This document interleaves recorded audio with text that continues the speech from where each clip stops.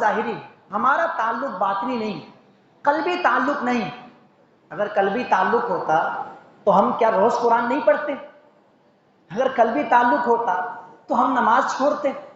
اگر کعبہ سے، رسول اللہ سے قلبی تعلق ہوتا تو ہم مسلمان کی ٹانگیں کھینچ رہے ہوتے، ایک دوسرے کو گالم گلوچ کر رہے ہوتے، ایک دوسرے کو دھوکہ دے رہے ہوتے۔ اگر ہمارا تعلق قلبی ہوتا تو ہم ایک ہوتے، نیک ہوتے، ہم بہت بلند ہوتے۔ ہمارا تعلق قلبی نہیں، ہمارا رسمی تعلق ہے قرآن سے۔ دیکھ لیجیے آپ، قرآن سے رسمی تعلق ہے ہمارا۔ قرآن کے ساتھ جو ہمارا تعلق وابستہ ہے وہ رسمی ہے۔ کوئی مر جائے تو اٹھا لیں، کوئی مر نہیں رہا ہو تو اٹھا لیں، سورہ یاسین پڑھتے رہیں بار بار، روح نہیں نکل رہی تو اٹھا لیں۔ تو ہمارا یہ تعلق ٹھیک ہے، اس کی برکتیں ملتی ہیں، لیکن قرآن پاک ان مقاصد کے لیے نہیں آیا۔